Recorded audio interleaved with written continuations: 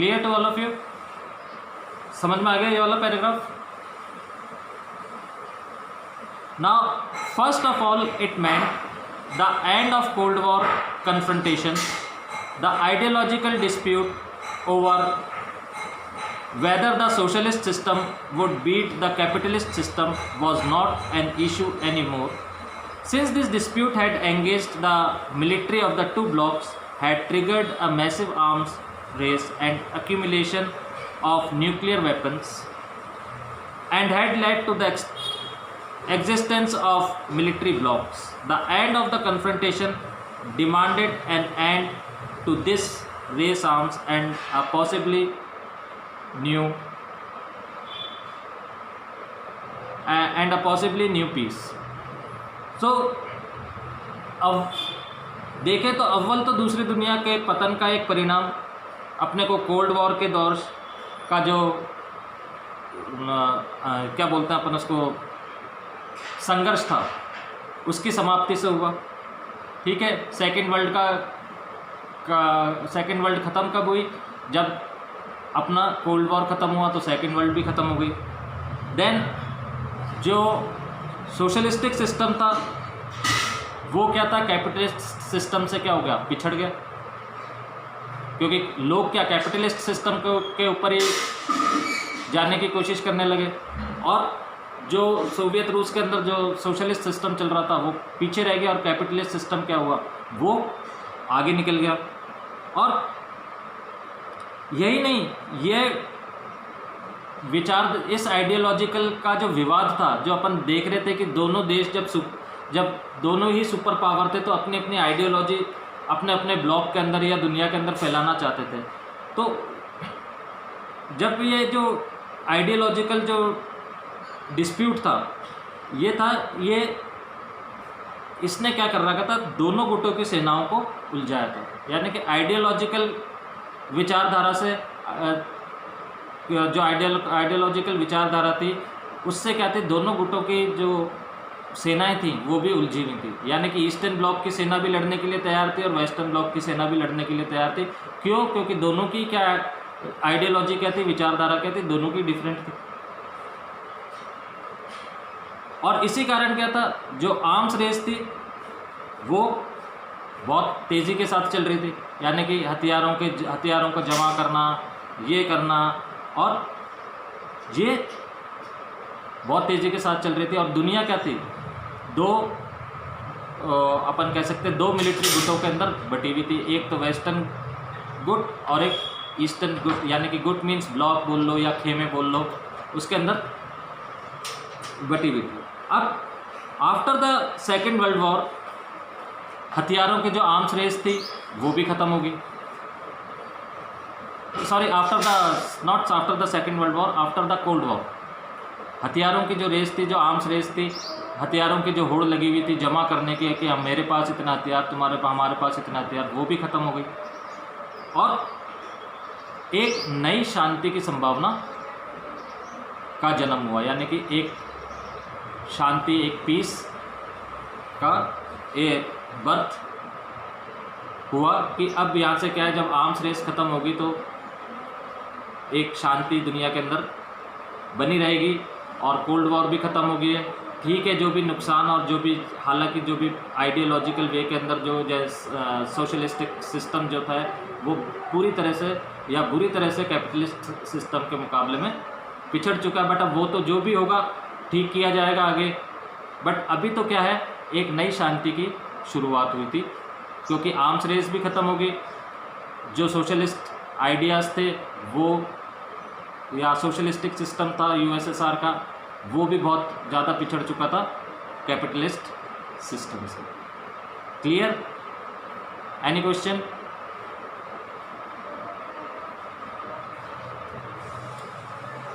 Second, हाँ, clear to you?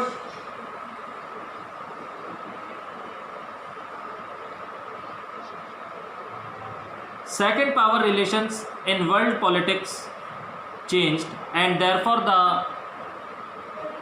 relative influence of ideas and institutions also changed. The end of the Cold War left open only two possibilities. Either the remaining superpower would dominate and create a unipolar system, or different countries or groups of countries could become important players in the international system, thereby bringing in a multipolar system where no one power could dominate. As it turned out, the US became the sole superpower. Backed by the power and prestige of the US, the capitalist economy was now the dominant economic system internationally. Institutions like the World Bank and International Monetary Fund became powerful advisors at all these countries, since they gave them loans for their transitions to capitalism. Politically, the nation of liberal democracy emerged as the best way to organize political life. So, secondly, कि जो world politics में जो शक्ति संबंध थे, पहले तो दो शक्ति थी, अब जो पावर रिलेशंस थे वो टोटली बदल गए, और इस कारण विचारों में भी बदलाव आया. After the end of the cold war केवल दो ही संभावना थी, और वो संभावना क्या थी? या तो बची हुई महाशक्ति का दबदबा रहेगा. अब बची हुई महाशक्ति कौन सी रहेगी? यूएसए. या तो उसी का ही दबदबा रहेगा दुनिया पे, और खाली यूनिपोलर दुनिया बनेगी जो एक ही महाशक्ति का अधीन रहेगी, यूनिपोलर. और या अथवा अलग अलग देशों के समूह अंतर्राष्ट्रीय व्यवस्था में महत्वपूर्ण मोहरे बनकर उभरेंगे, या अलग अलग देशों के समूह अलग अलग देश के अपना ऑर्गेनाइजेशन बना लेंगे और वो एज अ पावर सामने आएंगे. और इस तरह मल्टीपोलर सिस्टम स्टार्ट हो जाएगा. बट जहाँ पे किसी एक देश का बोलबाला नहीं रहेगा, जहाँ पे किसी एक देश का बोलबाला नहीं रहेगा, सारे देश ही, बहुत सारे देश होंगे वो, तो वो मल्टीपोलर हो जाएगा. एक ही महाशक्ति बनेगी तो वो यूनिपोलर हो जाएगा. बट हुआ क्या? हुआ यह है कि अमेरिका अकेली महाशक्ति बन बैठा. हुआ यूँ कि अमेरिका अकेली महाशक्ति बन बैठा, और उसका कारण भी था. उसका कारण ये था कि अमेरिका की ताकत और उसकी प्रतिष्ठा की शह पाने से अब जो कैपिटलिस्ट इकोनॉमी थी अंतर्राष्ट्रीय स्तर यानी कि इंटरनेशनल लेवल पर क्या थी, अपना प्रभुत्व कायम कर लिया था. यानी कि जो कैपिटलिस्ट इकोनॉमी थी यूएसए की, उसने क्या किया, उसने इंटरनेशनल लेवल के ऊपर अपना दबदबा कायम कर चुकी थी. और जैसे कि दूसरे world bank and international monetary fund become powerful advisers to these countries. अब जो वर्ल्ड बैंक और इंटरनेशनल मॉनेटरी फंड जैसे जो इंटरनेशनल फंड्स हैं, वो क्या हैं? वो क्या बन चुके थे? एक पावरफुल एडवाइजर्स बन चुके थे इस इन देशों के लिए. इन देशों के लिए एक पावरफुल एडवाइज़र बन चुके थे. कौन से देशों के लिए? जो कि यूएसएसआर के ब्लॉक्स की कंट्रीज़ थी, ईस्टर्न यूरोप और सेंट्रल एशियन कंट्रीज़ जो यूएसएसआर के साथ थी, उनके लिए ये जो इंटरनेशनल मॉनेटरी फंड था और वर्ल्ड बैंक था, ये बहुत ज़्यादा इम्पोर्टेंट एडवाइजरीज बन चुके थे. क्योंकि किस लिए? Because they gave them loans for their transitions.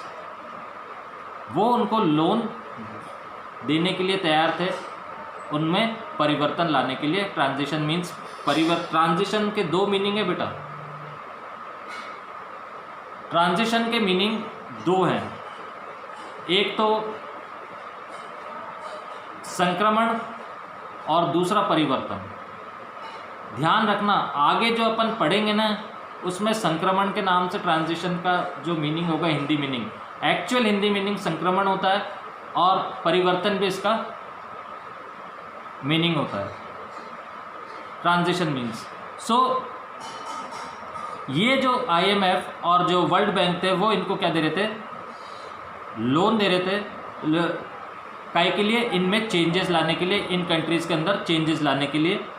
और क्या चेंजेस लाने के लिए, to capitalism politically the nation of liberal democracy, यानी कि एक तो कैपिटलिज्म लाने के लिए, पूंजीवादी अर्थव्यवस्था लाने के लिए, और कौन सी पॉलिटिकल सिस्टम अपनाने के लिए, that is the democracy, liberal democracy system अपनाने के लिए। और ये जो सिस्टम था ये एक बेस्ट वे था टू ऑर्गेनाइज पॉलिटिकल लाइफ। अपन देख रहे हैं अपनी कंट्री के अंदर भी लिबरल डेमोक्रेसी है, USA के अंदर भी लिबरल डेमोक्रेसी है, दुनिया के सारे देशों के अंदर क्या है, लिबरल डेमोक्रेसी है, और ये एक बेस्ट वे है पॉलिटिकल लाइफ के लिए। तो IMF और वर्ल्ड बैंक भी इन देशों को लोन दे रहे थे कि इनमें भी चेंजेस आएँ, ये भी कैपिटलिज्म को अपनाएं और इनके अंदर भी लिबरल डेमोक्रेसी आए, जो कि क्या है, बेस्ट वे है पॉलिटिकल लाइफ का। क्लियर हो गया? Any question? Clear to all of you? बेटा यूज चैट, आप चैट ऑप्शन यूज करिए तो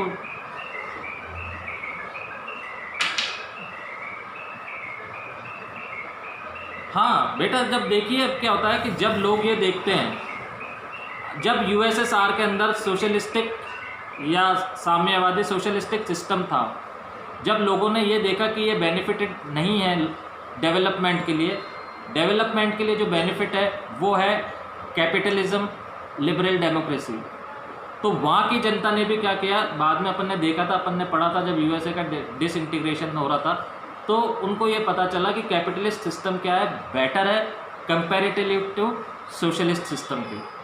और वहाँ पे भी क्या हुआ था, विरोध होने लगा था USSR के अंदर भी।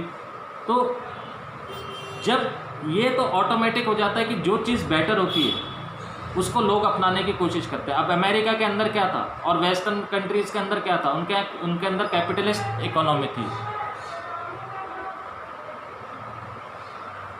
हाँ, USSR तो डिसइंटीग्रेट हो गया, टूट गया, USSR के तो टुकड़े हो गए, तो क्या हो गया, अब अकेला सुपर पावर बचा USA।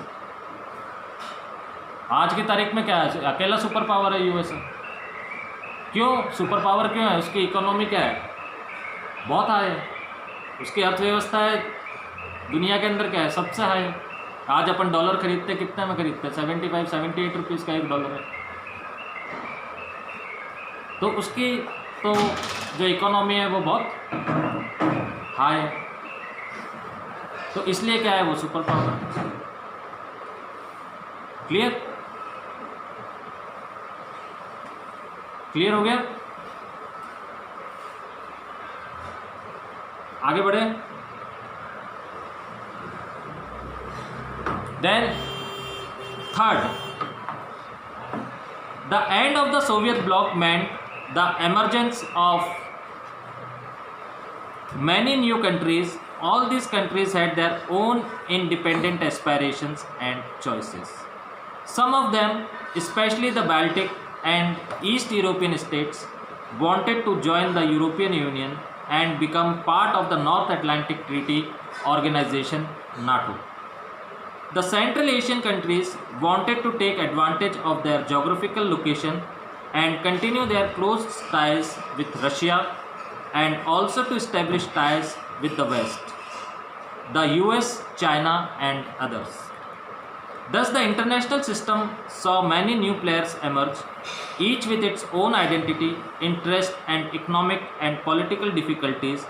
It is to those issues that we now turn. तो तीसरी बात यह है कि जब सोवियत ब्लॉक का अंत हुआ तो नए देशों का क्या हुआ, बर्थ हुआ, नए देशों का उदय हुआ। क्योंकि कितने स्टेट्स, 15 स्टेट्स अपन ने देखे थे, तो 15 स्टेट्स न्यू कंट्रीज़ का जन्म हुआ, उनका उदय हुआ। इन सब देशों को स्वतंत्र पहचान और पसंद है। यानी कि सब देशों के, हर कंट्री की क्या है, अपनी इंडिपेंडेंट आइडेंटिटी है कि हमारी आइडेंटिटी ये है, सबका अलग अलग फ्लैग है, सबकी अलग अलग आइडेंटिटी है। ये तो सब जो भी इंडिपेंडेंट होता है उसकी सबकी अलग अलग आइडेंटिटी होती है। तो ये भी इंडिपेंडेंट हुए, इनकी भी अपनी, ये भी ये चाहते थे कि अब हम इंडिपेंडेंट हो गए हैं, यूएसएसआर से अलग हो गए हैं, हमारी भी अलग आइडेंटिटी हो। इनमें से कुछ देश खासकर बाल्टिक रीजन के थे और ईस्टर्न यूरोप के देश किस में शामिल हो गए, इन यूरोपियन यूनियन में, और उसके साथ ही become the part of the NATO, North Atlantic Treaty Organization के भी पार्ट बन गए। बट जो सेंट्रल एशियन कंट्रीज थी वो अपनी जोग्राफिकल लोकेशन, जो उनकी जो जोग्राफिकल लोकेशन थी वो काफ़ी अच्छी है, उसका फ़ायदा उठाना चाहते थे। इन देशों ने